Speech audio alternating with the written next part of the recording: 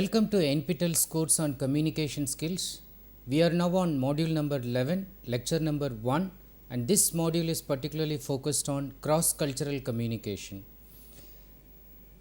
So far we have talked about communication, and then I made a major difference between verbal communication and non-verbal communication.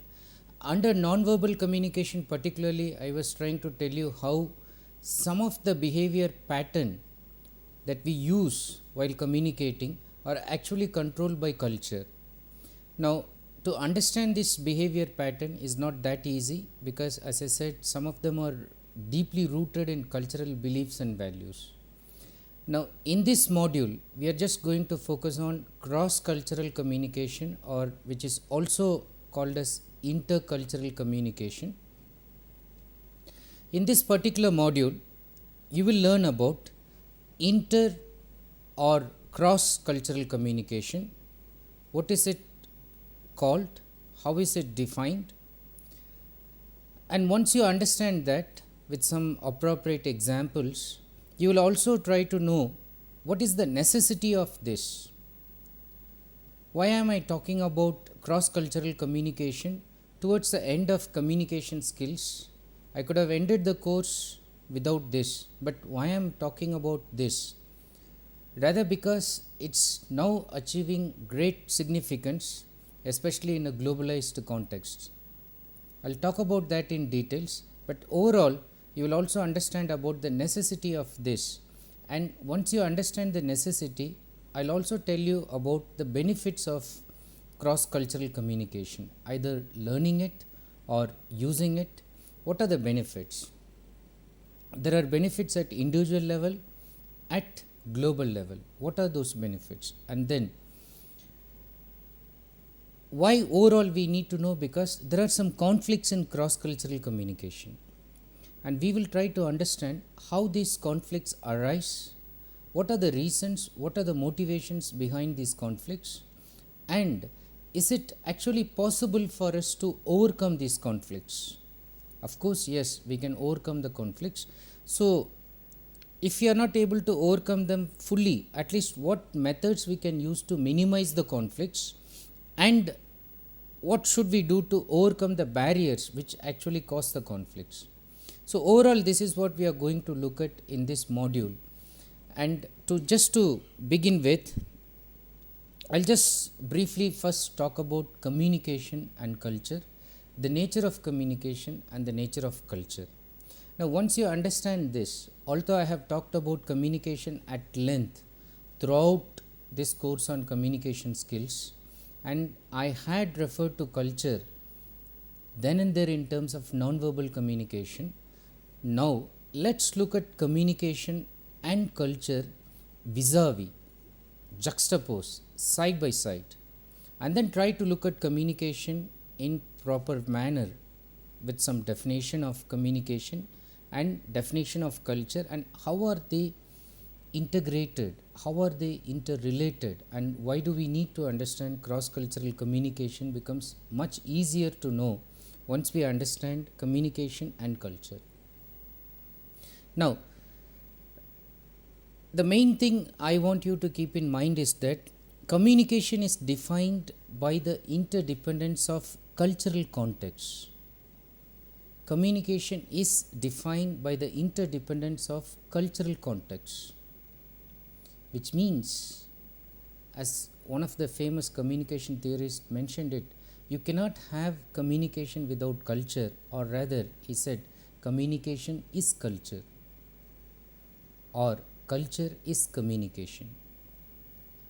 There are people who say that the moment you utter a single word, they know all your cultural background with the regional variations, dialectical variations, even by looking at your hair, even by looking at your dress, they know your religious practices. They know the geographical background. Fine. Now, once it's something like a code that we are carrying with us, consciously or unconsciously, we should also understand that communication is interdependent on this factor, culture. We call about cross cultural communication, and we mean almost the same when we also say intercultural communication. And communication can be in various forms, just even when a person is decorating herself with one particular kind of beads, so that's indicating a culture. There are certain other things in certain other culture. Dance itself is shown in different form in different cultures. How do we simply define cross and or intercultural communication? When we talk about cross or intercultural communication, what do we mean by that? It's just communication between two persons or two groups. So communication between two persons or two groups from culturally different background or backgrounds. So two persons or two groups interacting with each other, but then they are from different cultural backgrounds. Now this communication situation, we call it as intercultural communication or cross cultural communication. People from different cultural background intermingling, and the communication process that's taking during this time is called as intercultural communication or cross cultural communication. Now, as I said, to understand this, we need to first understand the overall pattern of communication itself. Now, if you remember my earlier introductory lectures, you've been told that communication itself is a complex process. It's not that easy to figure it out. Now, why does communication become a complex process? Because it involves shared assumptions and unspoken agreement between individuals. It involves certain commonality, and it is taking for certain things for granted, lot of shared assumptions. When I say something, I presume that you have some background knowledge, some linguistic background, regional background to understand what I am trying to tell you. And then we are meeting at a platform, and then we have lot of assumptions. Now,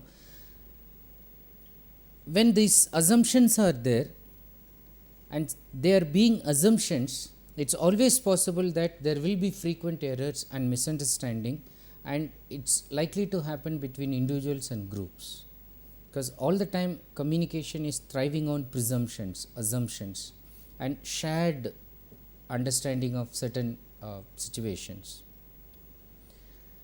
What should you do to avoid misunderstandings and to be able to communicate as effectively as possible is what one intends in cross cultural communication, and here understanding is required.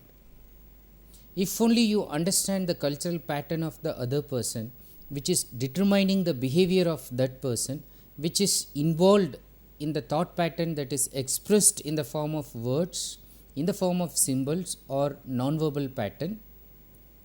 Now, if only you understand that background, then you will be able to understand that you will be able to interact with the other person very actively and complete the communication process in a very successful manner.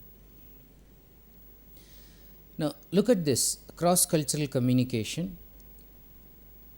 When two persons are interacting with the knowledge that the persons have on the one hand, and on the other hand, when we talk about knowledge, the knowledge that's used for communication, that's used for communicating ideas, exchanging information, that knowledge itself is thriving out of certain habits, out of some intentions the person wants to communicate the knowledge, and then there are certain emotions also associated with that in both cases. Okay, but how about these habits? How about these intentions and emotions are formed? Then there is a background setup. If you look at it, so it's also determined by one's perception, one's communication style, one's identities, one's overall personality, which is all centered on one's culture. Now, that's the same with the other person with whom one person is interacting. Now, at one level, when we say it's just knowledge and it's related to self-reflection, one person is reflecting what comes in one's mind and then expressing one's views, and the other person is receiving. But within this knowledge, within this self-reflection, where intercultural communication is taking place, there are other aspects which are centered on culture but which is determining certain other things like one's perception, one's communication style, one's own identity, personality, which again is giving one's habits, intentions, and emotions. Now, you can understand the mixture, the package that's there in terms of communication, and when two individuals are coming, they are trying to intermingle with each other in terms of exchanging this package. So, if there is a good one, so then there is understanding. If there are some errors in the exchange, then there are conflicts. Now, what is it that is influencing in terms of culture itself? Overall, if you look at it, values, for instance, are actually determined by culture. Then ethnicity, which is again related to regional, again related to even religious, geographical locality. So, physical geography also determines that, and then overall attitudes. So, they all try to influence one's way of thinking, one's way of performing in a communicative situation. Having said this, what could be the barriers to interpersonal transactions? And before we go to understand those barriers, let us understand the fact that understanding itself, which is important for overcoming barriers in interpersonal communication, is something that is shaped by communication climate, context and setting. I will be explaining these once with examples soon. Background, experiences, knowledge, mood, values, beliefs, culture. Communication climate. Okay. Two individuals coming together with the intention of exchanging. A climate that is produced in educational environment, for instance, the teacher coming to the class and students coming to the class, both interact and both have the commonality of exchanging, receiving information based on a particular topic or subject. Context and setting, again the context and setting is set here. Background and experience, knowledge, mood, values, beliefs, culture. Of all the things, culture is the one that's going to determine all these other aspects. So, that's why Edward Hall said, culture is communication and communication is culture. He just synonymously treated culture and communication with each other. Culture is communication and communication is culture. This is very easily and very famously explained by this iceberg analogy. Now, culture is equated to an iceberg. Now, if you look at an iceberg, the ice mountain, the ice pot, the one that is shown on the top is the part of culture that is revealed to other human beings, but the other hidden part is the one that we are quite concerned about, because that part is the one that can always lead to conflicts. So, you can understand that that hidden part is 6/7 and which is hidden under the water in terms of iceberg, and in terms of human being, it's hidden in his psyche, it's hidden in his system, it's hidden in its mind, it's hidden in its heart, in its emotional pattern. It's hidden everywhere and it's not revealed so easily. So, what happens when two individuals come across? When one individual is going to another cultural climate, environment, the individual shows only the behavior at the outset, but this behavior is actually controlled and governed by certain beliefs, again cultural beliefs, which are actually given by the values and thought patterns which are embedded again by culture. Now, at the innermost part are the values and thought patterns, and slightly at the next level are the beliefs. Now, you could see, although beliefs are somewhere at the close of revealing, but it's not revealed also that easily. You can see only the behavior. So sometimes people are puzzled why somebody is behaving in a particular manner, in a strange manner. The person is behaving in a strange manner because of his own inner beliefs and his own values and thought patterns. Now, just to give an overall view of this iceberg analogy of culture, especially when two people are coming across from two different cultures, what they exhibit is behavior on the one hand and behavior on the other hand. But the beliefs which are controlling and governing the behavior are hidden. And at the deep of it, we have the values and thought patterns, and conflict actually arise at the innermost deeper level, and then it is carried to the beliefs, which will reflect in the form of changing in attitude or behavior, and which is exhibited to the other person using verbal or non-verbal form of communication. So, having said this much about communication and culture, let's try to understand the necessity of cross-cultural communication. Why should you know this as part of communication skills? Now, today you will understand that basically because of the technological advancement, the world has been contracted. So, Marshall McLuhan long before said that the world has become a global village. So, we are able to get everything at any part of the world, sitting anywhere. We are able to communicate with any person at any other part of the world. Okay. Now, this has happened along with what we call as the economic boom. So, there are more opportunities, more jobs, and one is not only required to do a job in one's own geographical location, one's own cultural background, but one can move around. One can go to the global scenario, global pool. Now, because of this economic boom, also people are moving, but there are also economic pressures at home, particularly affecting the landless and the unemployed. People become landless sometimes even because of natural calamity, such as tsunami, for instance. So, it came and then it completely devastated their living environment. Some earthquake, for instance. So, all the natural calamity can also make people migrate and seek better homes, better places for settling, safer havens. Now, this results in mass migrations. People also migrate to place where they can get a better job opportunity instead of staying in the same place where they are exploited or where there is no opportunity at all.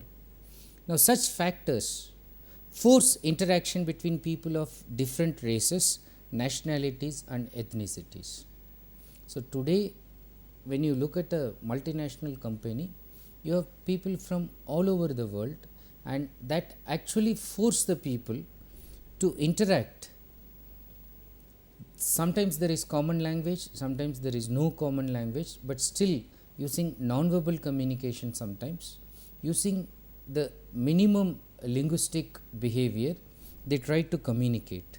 But when they are communicating, actually they are also carrying their own nationality, their own ethnicity, their own culture. So, it is very important that one should know something about this cross-cultural communication. And I said that it is very pertinent in the context of globalization. As I said, all MNCs are growing just because of this fact that the world has become a global village. And today, anybody who is interested in enhancing one's career prospect should be able to operate in heterogeneous social environment.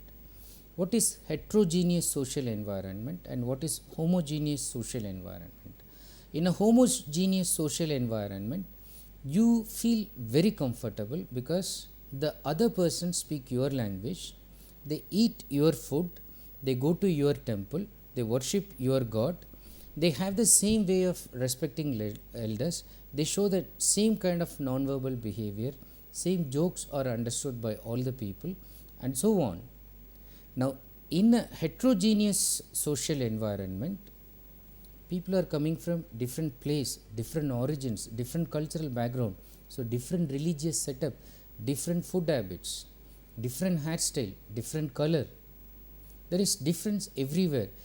Even the way a person is speaking, there is difference. Somebody is speaking very fast, somebody is speaking too slow. Somebody's pronunciation is very clear, somebody's pronunciation is awful. Somebody's religious practice is looking like one should hold it in high esteem, and somebody else's religious practice is looking funny to everybody and people feel like laughing at it. Now, if you are a professional, you know very well that you cannot laugh at any of these situations, and you have to show that empathy and alacrity of mind to understand the situation and the individual who is there with you as a colleague in this kind of heterogeneous environment. So, MNCs often create this environment and you should be prepared for it. Now, coming back to communication and culture, you understand that communication is culture specific. It's actually a system of symbols, beliefs, and these system of symbols and beliefs differ from different cultures. Ignorance of one set of symbols, one set of cultural practice can actually lead to cross cultural conflicts. Conflicts which come because of interaction with the other person in terms of the other person's cultural environment. Now, just to give a very simple light-hearted analogy which illustrates this aspect of cross-cultural conflict, which actually arise because of an ignorance that's coming from the individual who has no knowledge of the other culture. Now, this is about an American and a Chinese on a cemetery, and it so happened that both of them happened to come to the same cemetery, and then somehow they had buried their grandparents just next to each other's grave, and then they are just standing there, and then on the one side the Chinese is there and the other side American is there, and both have come on a particular occasion to pay homage to the person who is buried, their grandparent. Now, the American has kept some flowers, very delicious, sweet smelling flowers, and at the same time they are very pleasing to the eyes, very nice to look at them, and he has just gently put the flowers, and then he stands solemnly and silently before the grave. On the other side, the Chinese is there, but this person has put all the kinds of tasty food items, again delicious, and very good aroma is coming from the food item. Different kind of food, whether it is noodles or whether it is kind of chicken and all that, it's all kept there, very hot, spicy, and very tempting to eat. But then the American finds this custom quite funny, and then he just looks at the Chinese, and then he could not control his laughter. And then the Chinese actually looks at the American and finds this bit strange, and then he asks, "What's happening?" And then the American says, "I'm just wondering, when your grandfather would come out of the grave and then eat all the food stuff that you have kept for him." To this the Chinese retorted immediately by saying, "By the time your grandfather would have smelt all the roses and other flowers that you have kept, my grandfather would have eaten all the food." You could see the point that I am trying to make. From one perspective, it looks that the other cultural pattern is funny, but then if you take the other cultural person's perspective, it could equally appear to be funny, whatever it may be, whatever kind of practice the other person is following. So remember the communication barrier itself. We all develop our own standpoint, we all develop our own biases, we all start off creating the so called stereotypical behavior, and we put stereotypes on some person, and then we look at the region, we look at the language, we look at the color, and then we decide that, oh, these people are funny, ridiculous. But we fail to understand the fact that from the other person's perspective, it could also appear equally funny. The moral, without saying who is who, what is what, it's just trying to tell that in order to avoid conflict today, we should be able to empathize with each other's religious patterns, each other's cultural pattern, and then if you are able to respect it, automatically our cultural pattern will be respected, our cultural practice will even be emulated by others.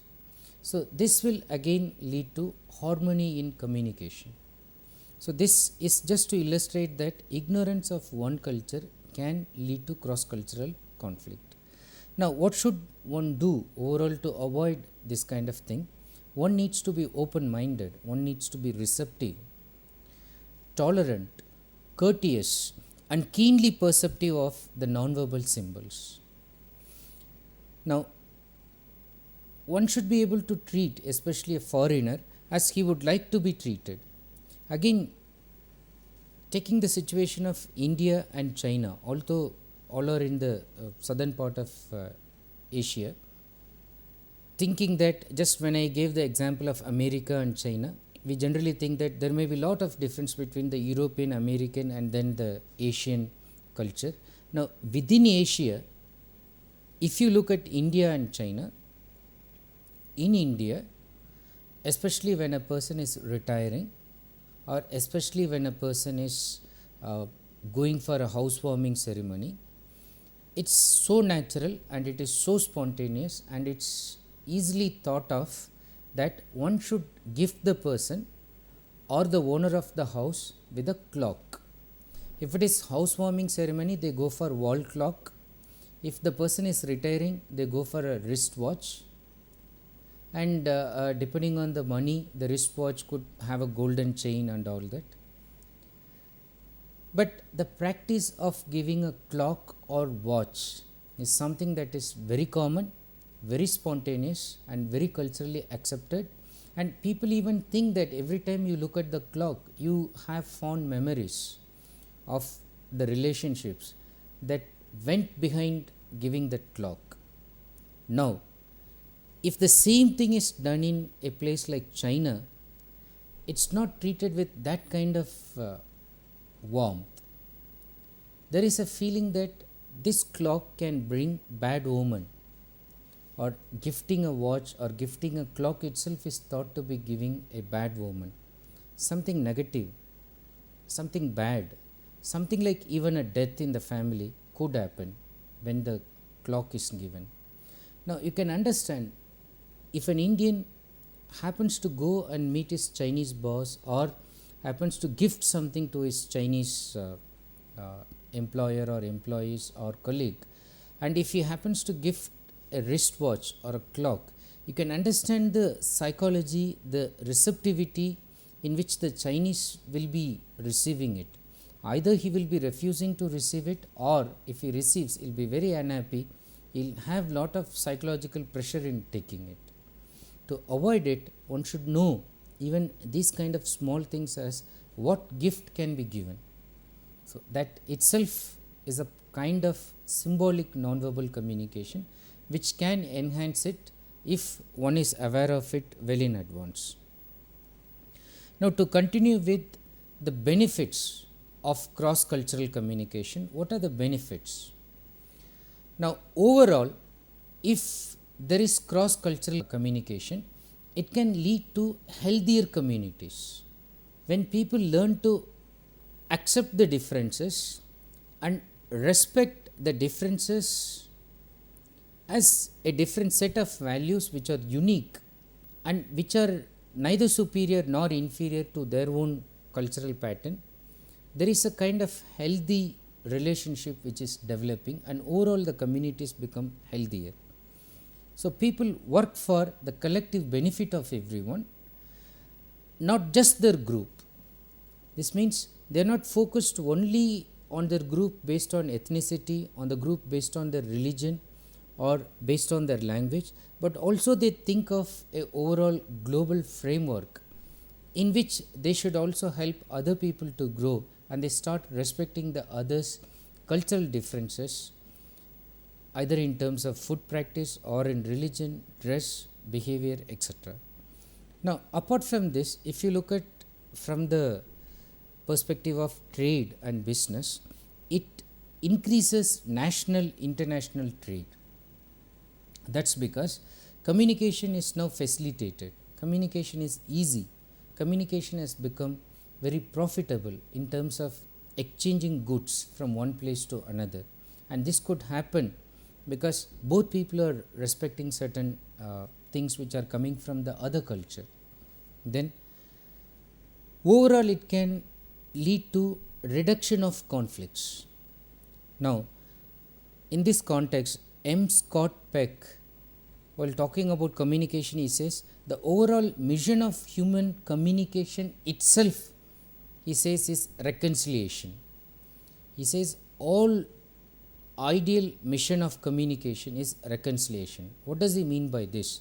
What he means by this is, whenever we are communicating, he says that our intention is not only just to exchange ideas, but also to exchange ideas in such a manner that it builds up relationships, and they do not just build up relationships, but they try to build up harmonious relationships, healthy environment.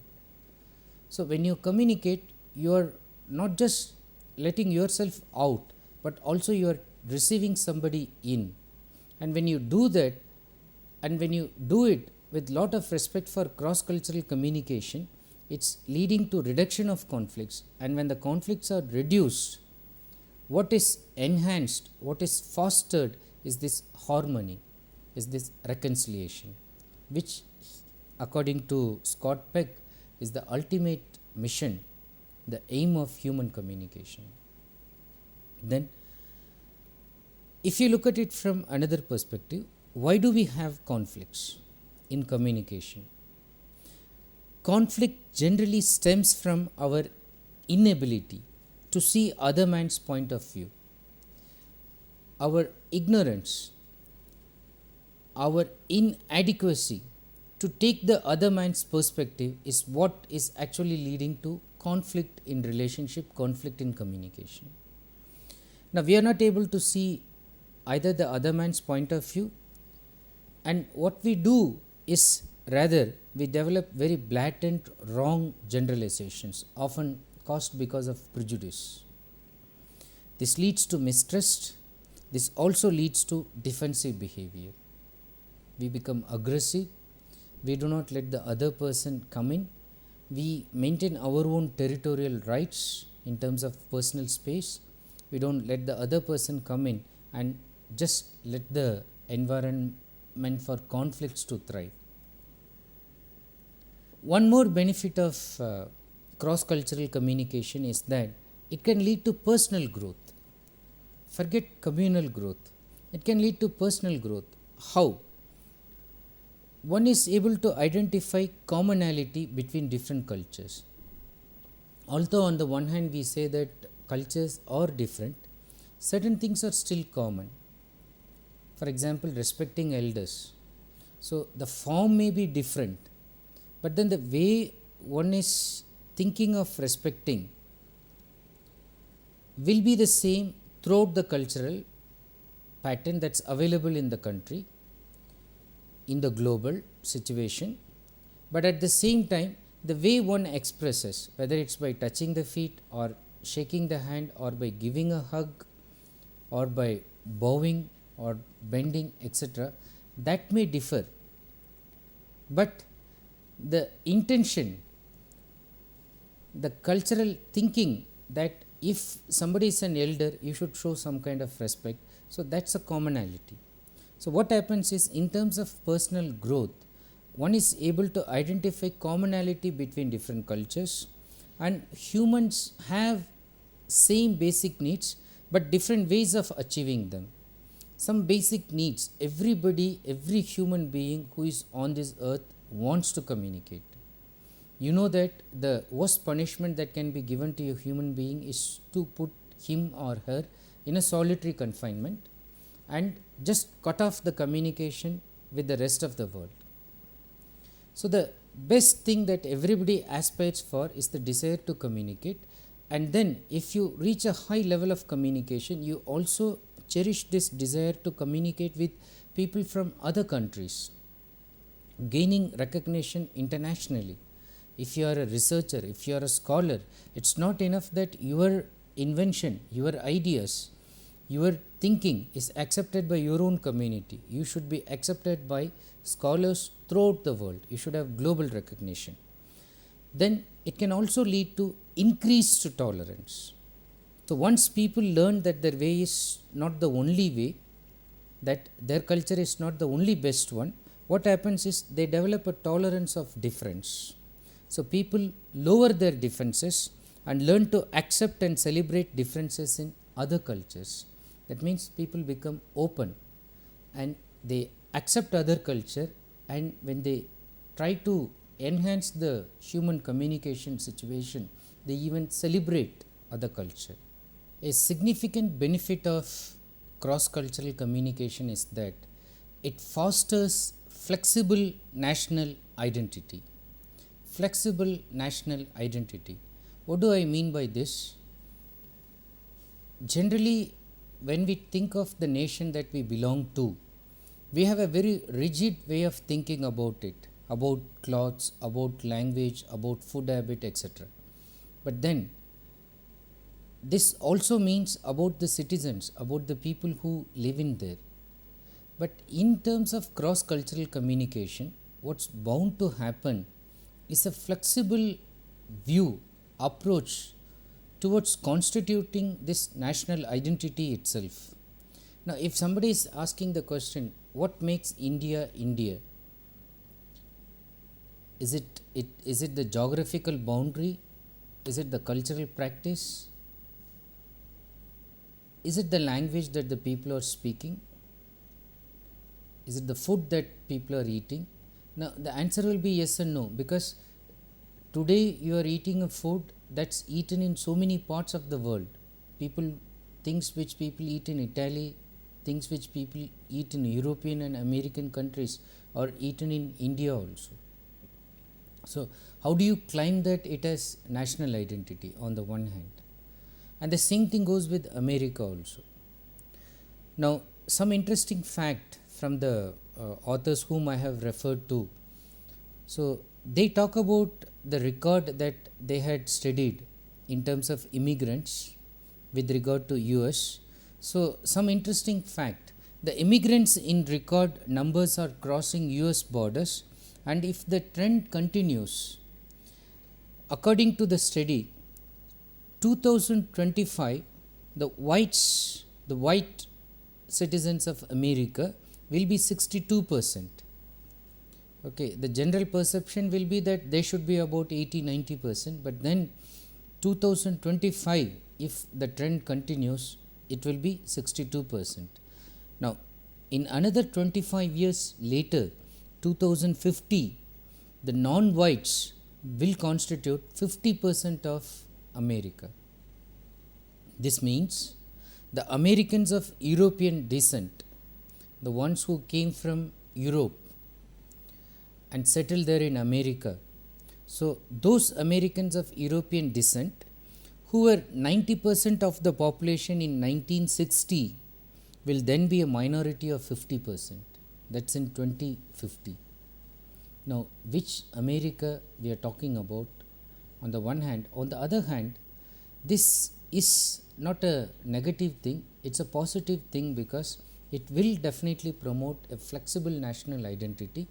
It will lead to tolerance, it will lead to personal, individual as well as growth of the nation itself.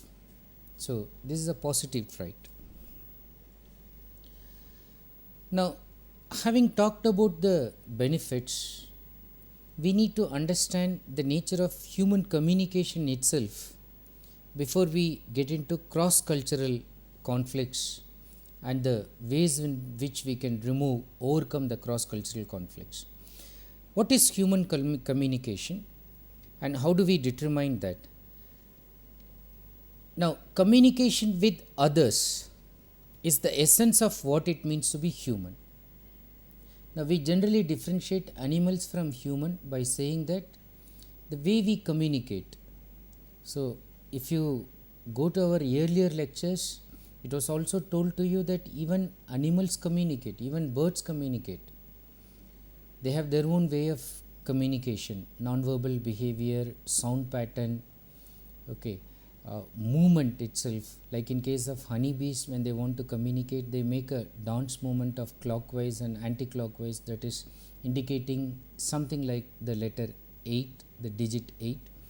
Now, having said that, what essentially typifies human communication is our ability to communicate not just for the basic interactive purpose, basic information sharing purpose, but also just for fun, just for expressing our emotions, just for nurturing relationships.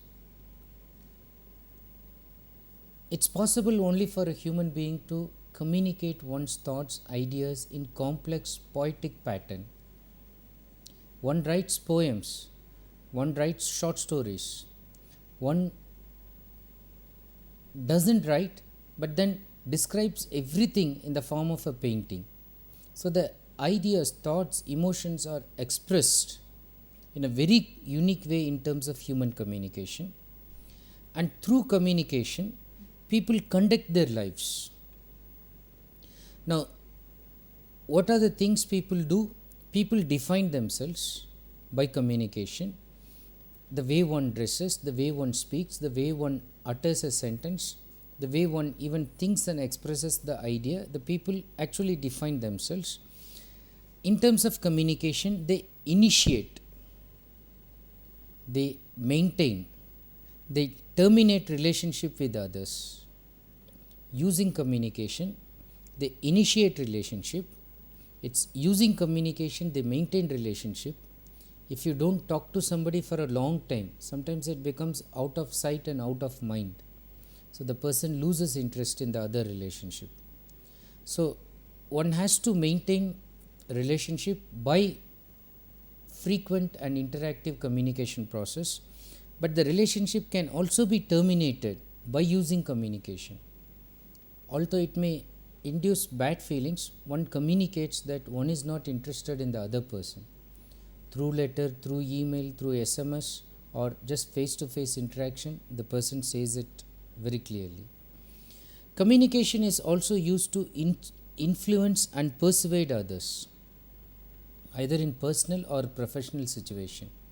One tries to influence the other one tries to persuade the other person. Now, at a local, national and international level, conflicts are managed and resolved by using communication.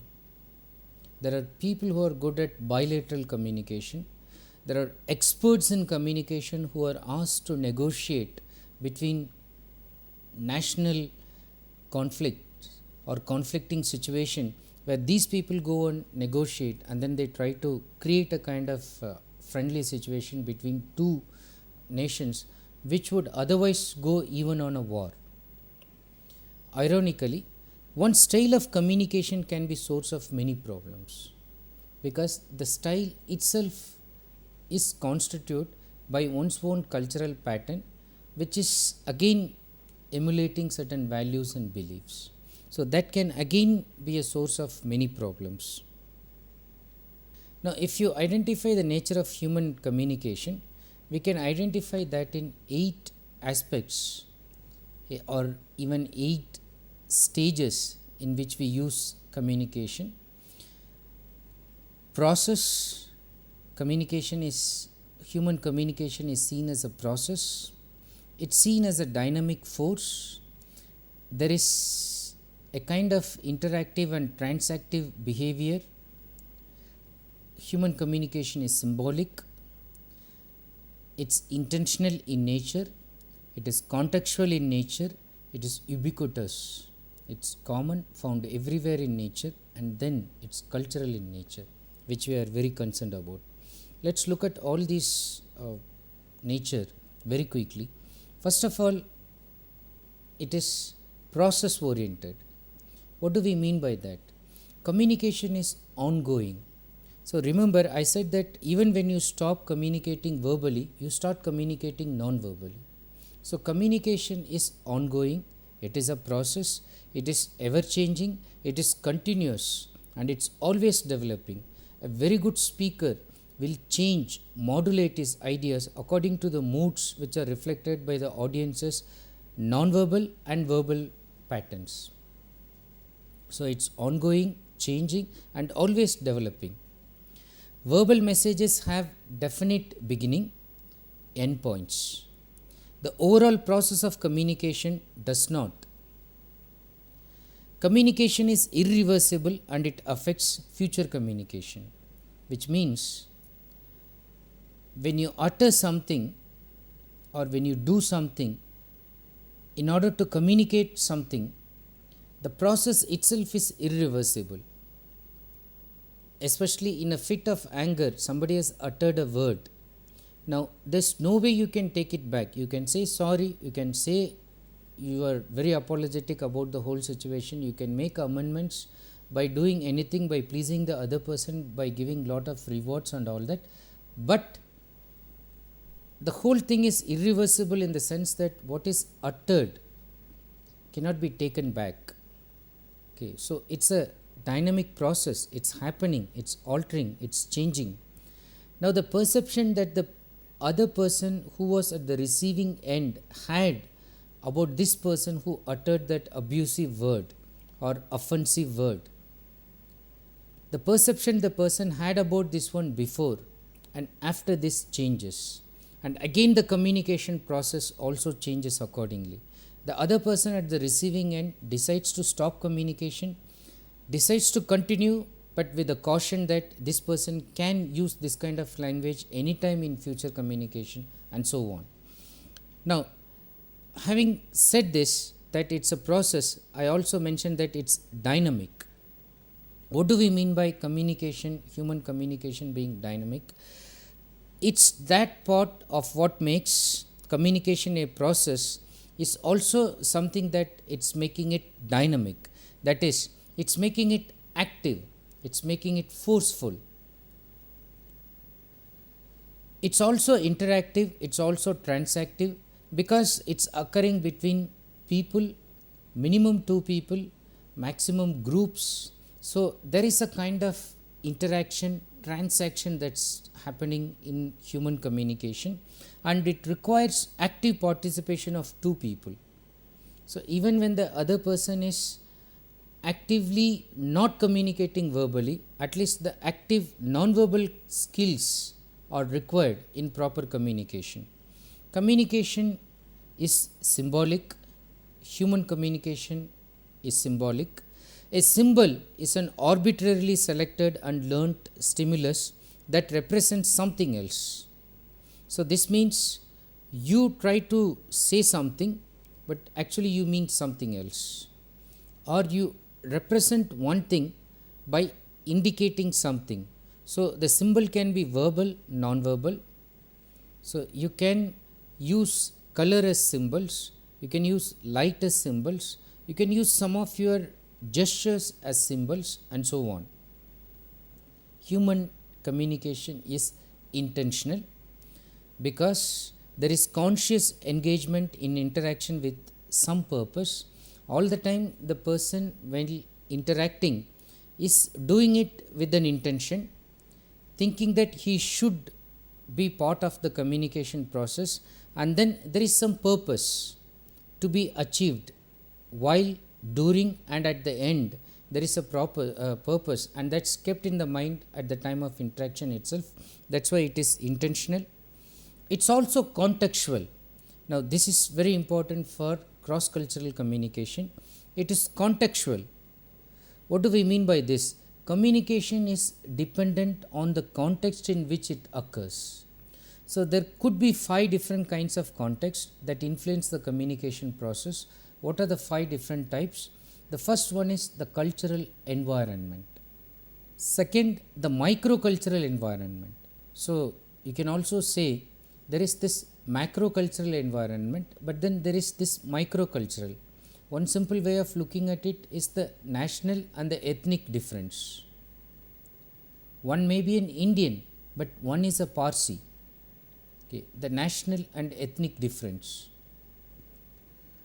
The physical environment.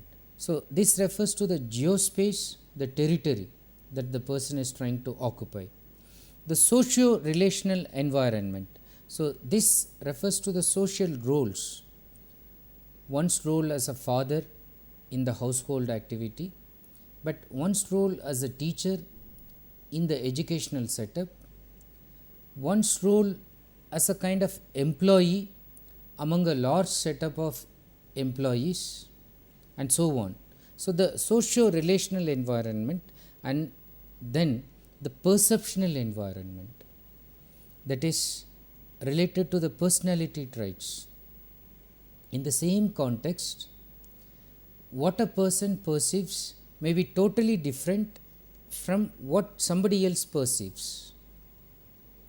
What somebody sees as a kind of negative thing, another person can see that as an opportunity to be seized, and so on. Now, the nature of human communication is also ubiquitous. What do we mean by this? Communication is everywhere. It's seen everywhere, it's done by everyone, and it's done all the time. So there's no way you can stop this. And it's commonly found everywhere.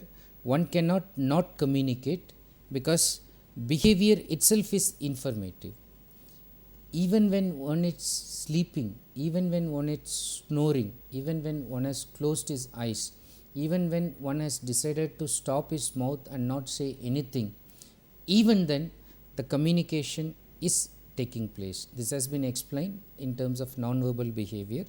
And then in terms of the nature of human communication, the last but not the least aspect is that it is cultural.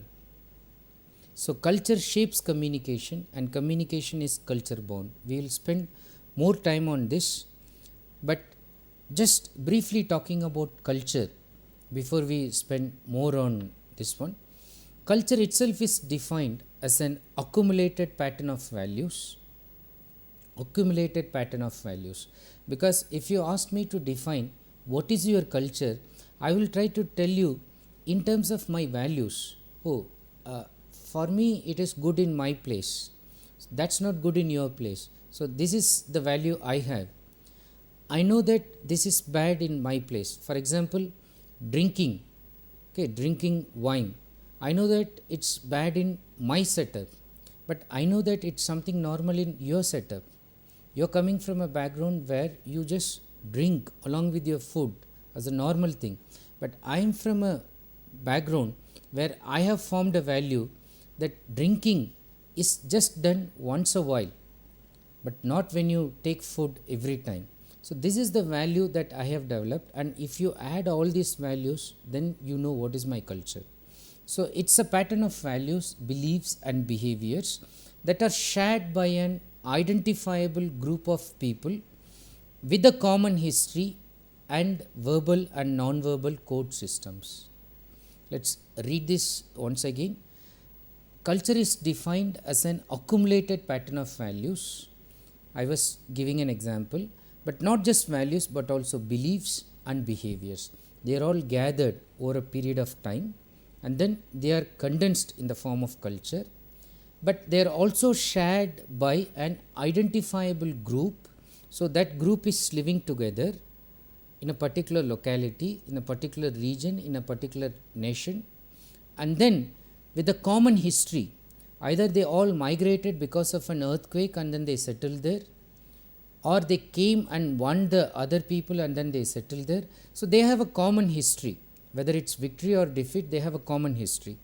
And verbal and non-verbal code systems. So they don't have conflict in terms of communicating with each other in terms of verbal and non-verbal code systems. So, this nature of culture, once you understand, you should also understand that culture permeates every aspect of communication exchange, even the physical geography. Everywhere culture is permeating, even the physical geography. That means the area one is surrounded by, even there culture is permeating. Now, let's very quickly look at some cultural variables before I conclude this lecture, and I'll talk more about this in the next one. What are the cultural variables which are involved in communication process? Attitudes, social organizations, thought patterns, roles, language, nonverbal communication, which we talked about in terms of kinesics, proxemics, haptics, paralanguage, object language, and time, that is chronemics. We have talked about all these things. I am just quickly summarizing what are the variables, and then in the next lecture I'll talk how these variables are actually leading to conflicts and how we can overcome the conflicts. And we'll also look at some of the theoretic propositions which are involved in cross cultural communication. So, until then, I'll say bye. Just think about these variables and you also think about how they can lead to conflicts. So, we'll just meet in the next lecture. Thank you so much.